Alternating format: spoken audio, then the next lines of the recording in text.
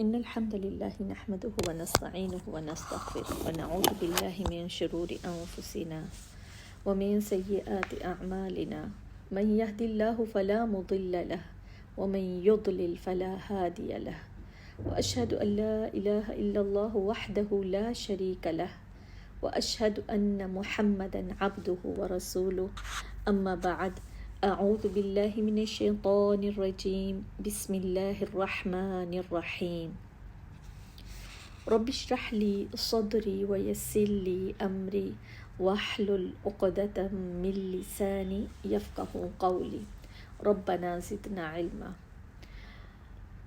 رب کا شکر ہے، الحمدللہ۔ آج ہم صفات میں سے حروف استعلا یا مستعلیہ، استعلا کہہ لیں یا حروف مستعلیہ کہہ لیں، یہ اس کے نام ہے۔ استعلا، مستعلیہ، یہ اس کے نام ہے۔ اب اس کی اصطلاحی میننگ میں آتا ہے زبان کی جڑ کا تالو کی طرف بلند ہونا۔ اس کے لغوی میننگ میں آئیں گے بلندی چاہنا، آواز کی بلندی، اونچا ہونا۔ اس کو عربی میں الارتفاع والعلو، الارتفاع والعلو یعنی بلند ہونا، اونچا ہونا۔ جب ہم اس کو ادا کرتے ہیں تو ایک چیز کا خاص خیال رکھنا ہے، اس کی ادائیگی میں چاہے ہم نے کس میں بیس کے وقت جب پڑھا، حروف تہجی میں پڑھا، حروف الہجا کہہ لیں، حروف تہجی کہہ لیں، حروف المفردات کہہ لیں، یہ حروف تہجی کے نام ہیں۔ جب ہم نے اسٹارٹ میں پڑھا، جب ہم بیس پر کام کر رہے تھے، تب ہم نے کیا کہا تھا؟ اللہ سبحانہ و تعالی نے ان 7 حروف کو بنایا ہی ایسے ہے کہ ہر صورت، چاہے یہ اکیلے پڑھے جائیں، کسی کلمے میں پڑھے جائیں، آیت میں ہو یا پورے مصحف میں ہو، ہر صورت یہ پر پڑھے جاتے ہیں، ہر صورت یہ مفخم پڑھے جاتے ہیں، پر پڑھے جاتے ہیں۔ ان کو ہم کسی صورت میں ہلکے لائٹ ادائیگی نہیں کر سکتے۔ اگر اللہ نہ کرے ایسا کچھ بھی ایسا ہو، ادائیگی ٹھیک نہ ہو، تو یہ دوسرے حرف میں بدل جائیں گے۔ تو اس کا ہم نے خاص خیال رکھنا ہے، ٹھیک ہے؟ اور اس کی ادائیگی میں کچھ بھی مشکل نہیں ہوئی تھی جب ہم حروف تہجی کر رہے تھے، تو اس وقت بھی جب ہم نے دیکھا تو کتنی آسانی سے ہم نے اس کو کیا تھا۔ اب الارتفاع والعلو یعنی بلند اور اونچا ہونا، اس کو ادا کرتے وقت ان حروف کو، ان 7 حروف کو، یہ صرف 7 حروف ہیں، ہر صورت، ہر جگہ پر پڑھے جائیں گے۔ یہ 7 حروف خا، صا، ضا، غین، طا، قاف، ظا، ان کے جب ہم اس کے مجموعے کو اکٹھا کرتے ہیں، اس کے مجموعے کو کہتے ہیں خصا، ضاغطن، قیض۔ اب یہ کتنے پر پڑھے جا رہے ہیں اور کچھ بھی مشکل نہیں ہے۔ جب ہم نے حروف تہجی میں دیکھی تو کچھ بھی مشکل نہیں تھا۔ اب اس کو ادا کرتے وقت اقصل لسان، ہماری زبان کی جڑ آواز سمیت تالو کی طرف بلند ہوتی ہے، جس کی وجہ سے یہ حروف پر موٹے ادا ہوتے ہیں۔ کیا ہو رہے ہیں؟ اقصل لسان، ہماری زبان کی جو جڑ ہے، یہ جب پیچھے سے ہماری بلند ہوتی ہے تو وہ کیا کر دیتی ہے؟ حلق کو کلوز کر دیتی ہے۔ اب وہاں سے جب سانس باہر نکلتی ہے، آواز باہر کی طرف آتی ہے، تو یہ اوپر تالو کے جو ہمارا بلند گنبد نما، ایک منہ کے اندر گنبد نما ایک حصہ بنا ہے، تو وہاں سے گزرتی ہوئی یہ باہر نکلتی ہے۔ اب صفت استعلا کا تعلق جو ہوتا ہے مخرج مقام سے نہیں ہے، بلکہ اس کا محل تالو کا وہ بلند حصہ ہوتا ہے جو گنبد نما ہمارا منہ کے اندر، دیکھیں زبان لگا کر دیکھیں، ایسے گنبد نما ہمارے منہ کے اندر بنا ہوا ہے۔ اب در حقیقت صفت استعلا کا جو وجود ہے اس وقت ہوتا ہے جب اقصل لسان، ہماری زبان کی جڑ، اقصل لسان لحاد کی جانب بلند ہو۔ اب ہماری حلق کو بالکل کلوز کر دیتی ہے. قوا جو ہمارا لحاظ کی طرف یہ جب بلند ہوتی ہے تو اب وہ کیا کرتی ہے، حلق کو کلوز کر رہی ہے، ہماری زبان کی جڑ. ٹھیک ہے، جب ہم مختلف حروف کی جب پریکٹس کرتے ہیں، قوف، تو اس نے کیا کیا تھا، امام جزری رحمہ اللہ کے مطابق زبان طبعی حالت میں تو نیچے والے دانتوں کی جڑ کے پاس تھی، اور پیچھے سے اس نے کیا کیا ہے، قو قو، اس نے حلق کو کلوز کیا، لحاظ کی طرف اٹھی، اور پھر وہاں سے آواز جب گزرتی ہے، جب آواز اوپر سے ادھر اوپر ٹکراتی ہے پھر باہر کی طرف آتی ہے. اب درمیان کے جو درمیانہ حصہ جو ہے تھوڑا گہرائی ہوتی ہے، سامنے والے حصے میں اب بلندی ہو تو آواز اکثر لسان سے گزرنے کے بعد سیدھی باہر نہیں آتی، اوپر ٹکرا کر پھر باہر واپس آتی ہے.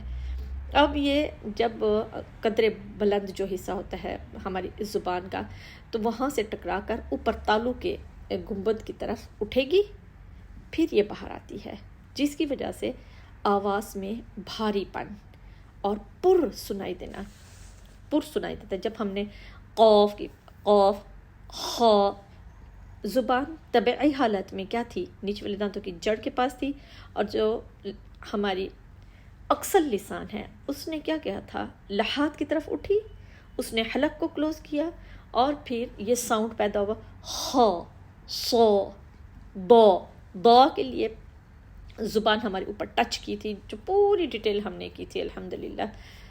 اب ہم اس کے حروف دیکھ لیتے ہیں. خا کو دیکھتے ہیں، خوف. اب یہ کیا ہے، طبعی حالت میں فرنٹ سے زبان تو نیچے والی دانتوں کی جڑ کے پاس ہے، پیچھے سے یہ لحاظ کی طرف اٹھی اور گنبد اوپر سے آواز گزرتی ہوئی باہر آئی ہے. پھر اب یہ کیا ہوا ہے، پر سنائی دے رہی ہے، پر. ٹھیک ہو گیا نا الحمدللہ.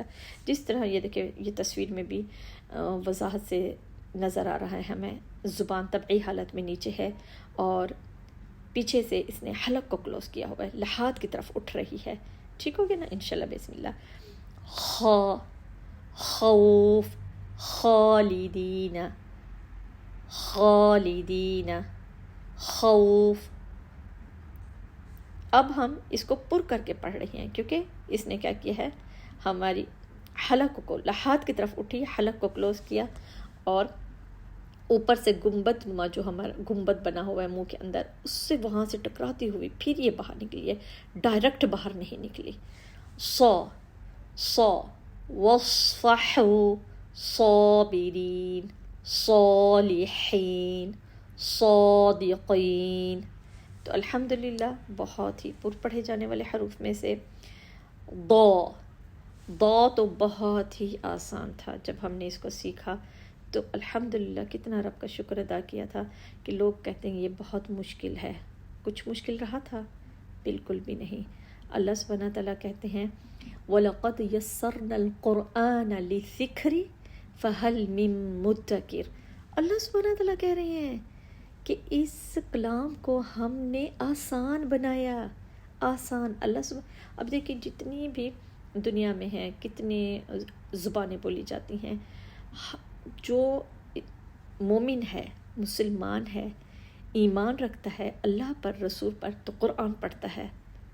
ہر زبان والا اس کو پڑھ لیتا ہے آسانی سے. اس کا مطلب ہے کہ یہ آسان ہے، تو ہمارا ایمان ہے، ہم بھی اس پر ایمان رکھتے ہیں، اور الحمدللہ ہم نے کتنے آسانی سے اس کو سیکھ لیا تھا الحمدللہ. ولد حافت اللسان، حافت اللسان، ولد کتنا پر پڑھا گیا الحمدللہ، بہت ہی آسان. ولد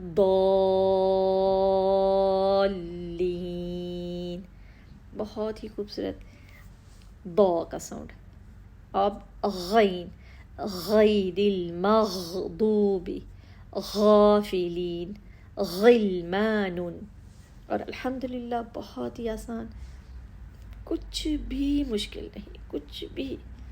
یہ شیطان کا وسوسہ ہوتا ہے کہ یہ مشکل ہے.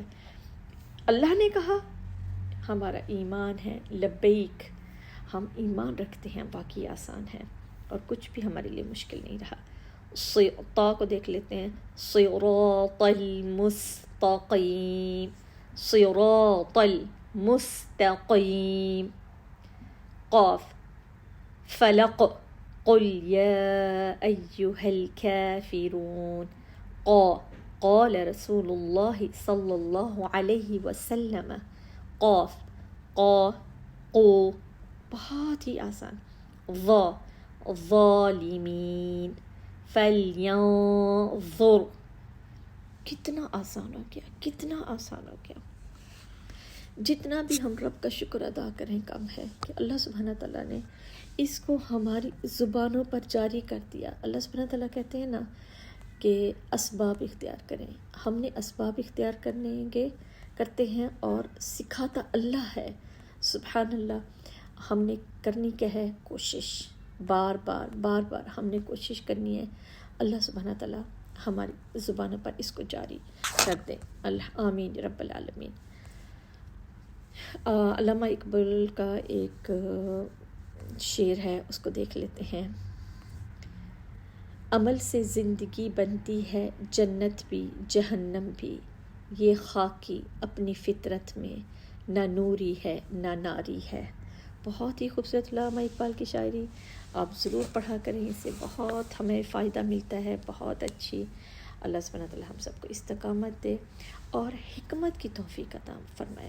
صحیح وقت میں صحیح بات، صحیح فیصلہ، اور صحیح وقت میں صحیح بات جب ہم کسی کو کہہ رہے ہوتے ہیں اس کا اثر ہوتا ہے.